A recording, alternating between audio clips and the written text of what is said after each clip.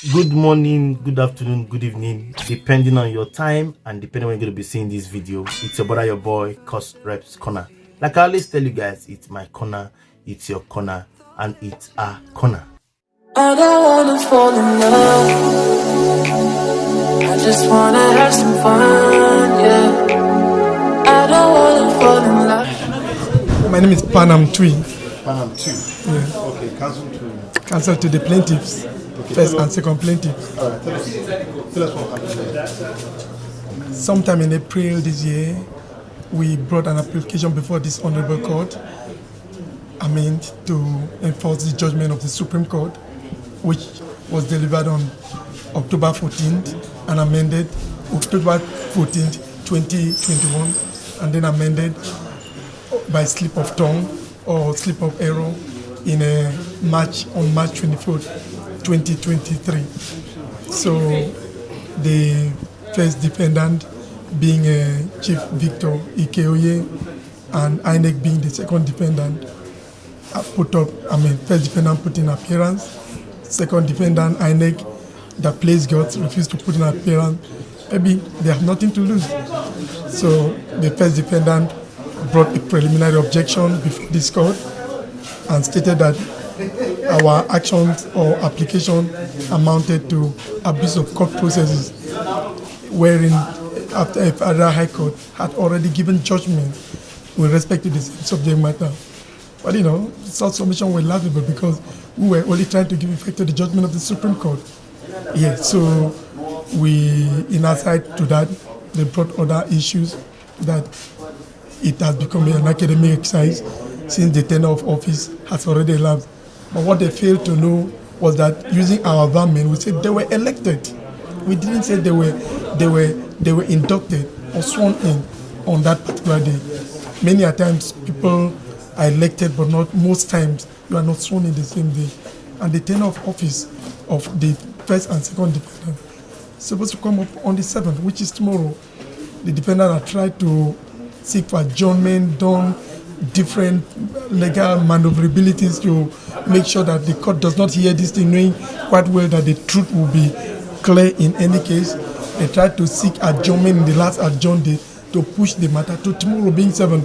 So when we objected, they now brought the issue of academic exercise. But the court, in its infinite wisdom, applied extra wisdom, to be able to listen to the issues brought before the court.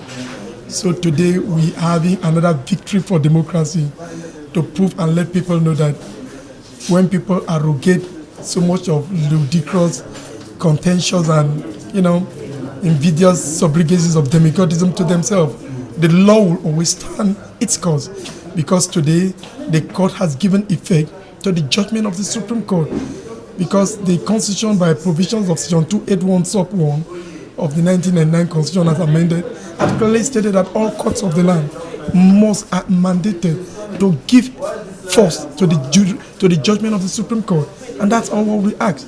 What did the Supreme Court do?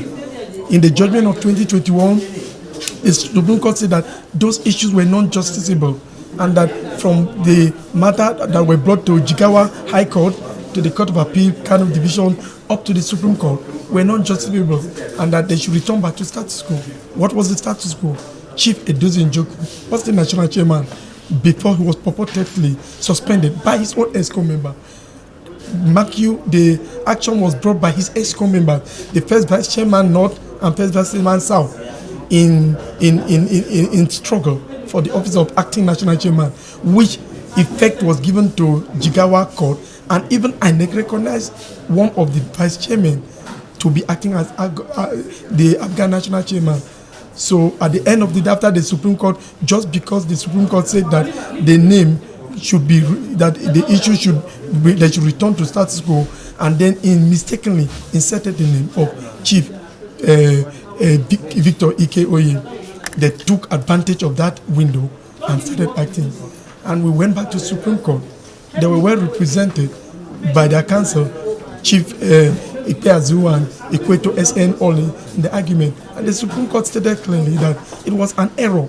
An accidental error can be corrected by the Supreme Court rules, Rule 816, in any case, which was invoked and corrected. And the Supreme Court stated clearly, even very harshly, that I haven't seen these issues, that the name Victor Ike is hereby deleted from the judgment of the Supreme Court, and the name of Chief Edozie Njoku inserted as the national chairman. Every civilized society, that should be the end of this judgment. But because of desperation and unbridled quest for power, some element who failed, they are backed by certain authorities or powers, be they governors or whatever they call themselves, went ahead and kept violating the orders of the court. Even before this court, this very court asked all parties to maintain the status quo ante bellum. They went ahead, ignored the court order, went ahead to hold congresses from ward to chapter to national congresses. We're glad that today, another victory for democracy. I mean, the court has stated expressly, unequivocally, without any out of fear of contradiction, that all the acts carried or done by them, the first and second respondent, are of no issue. So all those conventions that have been held from what to the national, regrettable as it is, causing people pain, suffering, and all uncertainty and tension, are nullified automatically. Yes, that is what the law, the court just stated now. My name is Victor Agunzi. Okay, just tell us what happened yesterday. Your reaction to the court. Well, what happened today is nothing serious at all. The judgment that was delivered by Justice M.A. Madu of the FCT High Court Buhari on the issue that borders on Victor Oye. Is a suit that was filed against Victor Oye without joining APGA in the suit. They joined the INEC and they sought for interpretation of the judgment of the Supreme Court. So the court delivered this judgment, surprisingly, on whether Victor Oye can conduct the congresses of APGA. But funny enough, it is not Victor Oye that conducts the congresses of APGA, because Victor Oye was sued as Victor Oye, but not as the chairman of APGA. And APGA was not joined in the suit. It is APGA that conducts the ward and state congresses and the national congresses. And APGA was not joined in the suit. And the law is right. You cannot shave a man's head behind him.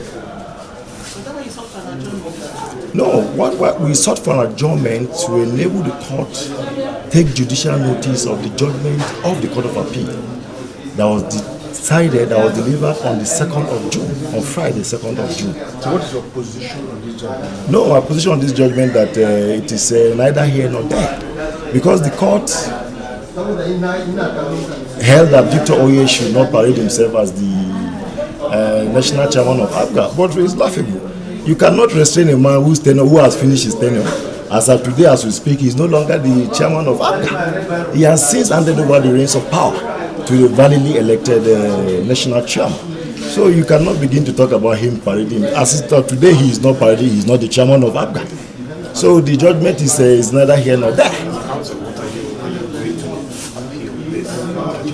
No, of course, naturally, we should be able to bring up an appeal so that the impression that may be created by this judgment will be corrected. But I tell you that this is a judgment that cannot stand the test of time. It is a judgment that is delivered without jurisdiction. It is a judgment that was delivered in violation of the doctrine of stare decisis. The court is bound to have followed the decision of the Court of Appeal, which had authenticated the leadership of Dr. Victor Oye as the chairman of APGA. So it's surprising that you see an inferior court that ought to be bound by the decision of the Court of Appeal would make this kind of decisions. But good a thing, the judgment does not bind APGA, because APGA is not a party. And the congresses that were conducted by APGA. Thank you very much. My name is Victor Agunzi. Well, what I'll say is wow. Everybody has been going on that the Supreme Court judgment does not have an enforcement. Today, the court has said they are not going to go into interpretation of the Supreme Court judgment because it's on treacherous waters. But looked at the Supreme Court and they are there and they've given all those enforcements to the judgment that the Supreme Court has given since, when was that, 14th of October 2021, and finally made an amendment on March 24th. But everybody has ignored it. But today, what I want to say first is that sometimes it's always good to be patient, and everybody here will know I'm patient. This is the same court, the same judge that put me away for 2 days, that Oye them and the police put some false charges on me that I went and forged the Supreme Court judgment.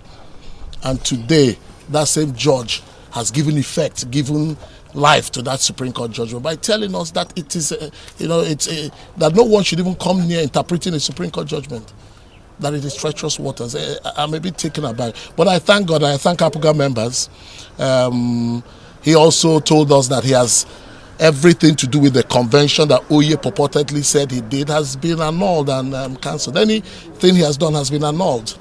And, we are patient people. On the 5th of May, we wrote INEC through a recorded delivery on our extension of time by virtue of our constitution. We got a 1-year extension of time.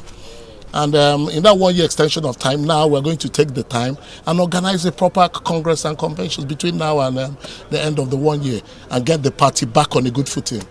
God works mysteriously. He has used the same Magudu he wanted to use to send me to jail with a lie, and it's real poetic justice. That same Magudu is the one who has now told them everything they have done, particularly the congresses, particularly the convention. And if they went and got a court judgment saying that they must do their convention before the 31st of May 2023, which they did, which now is all been annulled. Oye has gone. So APGA must be very, very careful. APGA as a whole must be very, very careful, because nothing else can come out of that Owerri, that Oka side, because everything they done as convention has been annulled. There was an injunction already on them doing any convention or congresses. So all those illegal actions have been brought to nothing. So APGA members must queue behind gently for us to organize proper congresses, and a proper convention. We don't even start talking about convention. Let's talk about the congresses first. So we elect our ward chairman, elect our local government chairman, elect our state executive, elect delegates who are now going to go within this year and organize a proper convention of APGA. Everything to do with that Oye side died the very day they did their congresses with an injunction on them. We are not a lawless society. We are not a lawless, no matter how much power they think they have. We are not lawless. And I'm so grateful that it's this same court that I went to jail in Suleja for 2 days by the same judge. So looking at him now saying what he has said, reading his judgment, is very pleasing. It makes us in Nigeria to be a little bit more patient. You must have 5 years I've been on this, and I've told them that it doesn't work that way. We need to exercise more patience. We're dealing with people who think that they own the country. They can do whatever they want to do.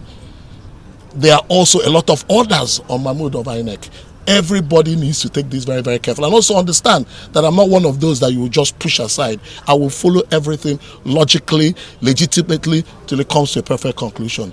And I thank APGA members again for the wisdom they had in our next meeting to agree that we go for to give us an extension of 1 year and all the executives. Bear with us. Within that 1 year, we will produce you your ward chairman, your local government chairman, your state executive, and also a proper national convention. Are you calling on other parties to be part of this whole movement? Which is, what do you mean? You mean APGA by virtue, I've always said we don't have, even if Oye wants to be involved with us, nobody will be stronger than Oye in Amobia or in that area. There are strong people in Anambra. In that his constituency, I wish he would sit down and we decide how we build APGA to become a stronger party. I've always said that. I don't have any problem with him. And he has gone now. He has gone peacefully. But luckily, there's nothing that can bring him back, because that tenure is over. He can't come back to do any other congress or convention. So they are in a quagmire, a complete quagmire.